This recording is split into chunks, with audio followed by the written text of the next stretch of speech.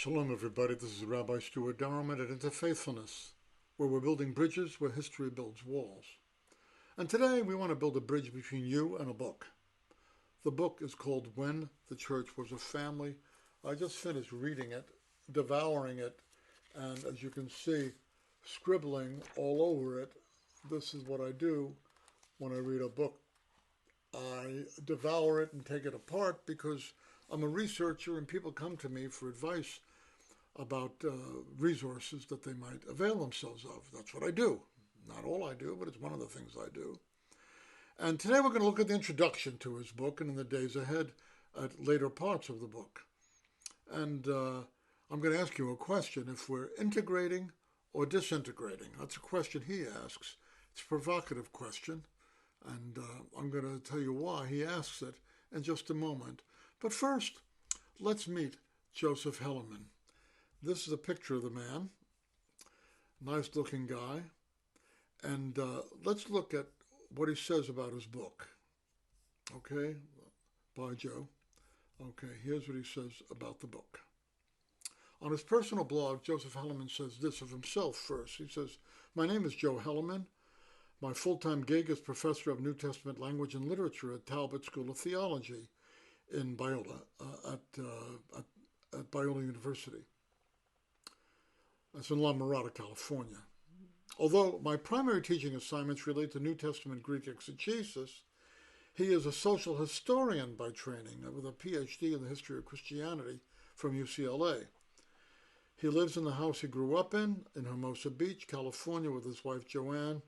He's also a pastor at Oceanside Christian Fellowship in El Segundo, California.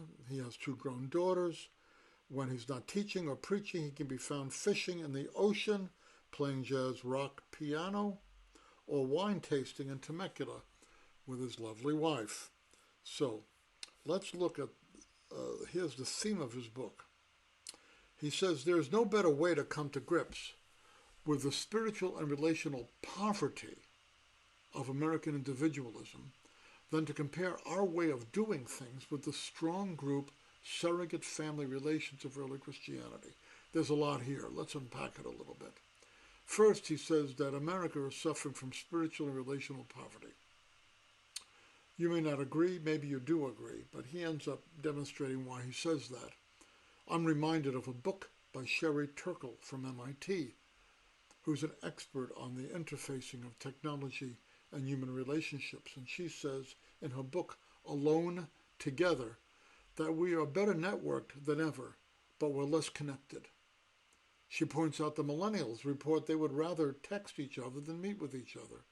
We're less connected with each other, even though we're better networked. And that's relational poverty. And also there's spiritual poverty due to American individualism, which isolates us from other people. He prefers what he calls a strong group, surrogate family kind of community.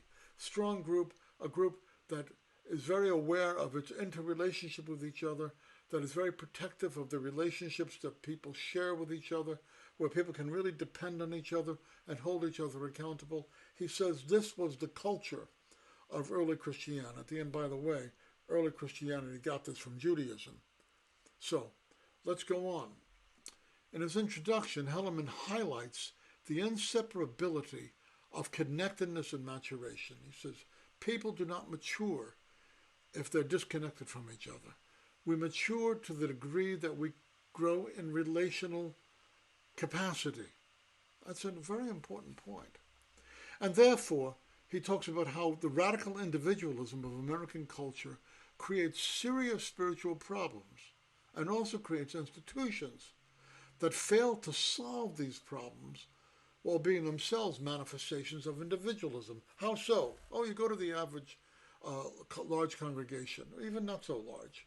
You go in, there's a platform, that's really a stage. There's a worship team, which is really a band.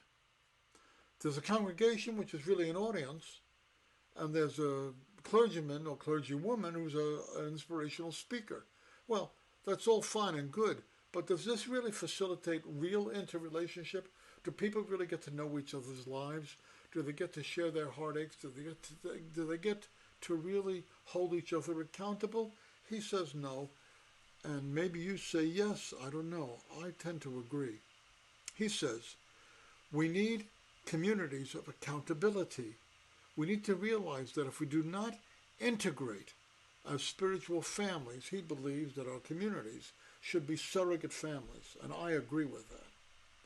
If we do not integrate as spiritual families, we disintegrate as people, as households, and congregations.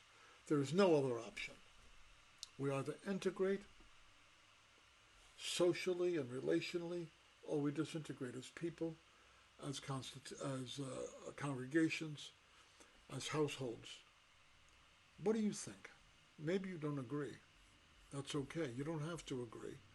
But I wanted to give you something to think about here at Interfaithfulness. And we're going to be thinking more about this book in the days ahead.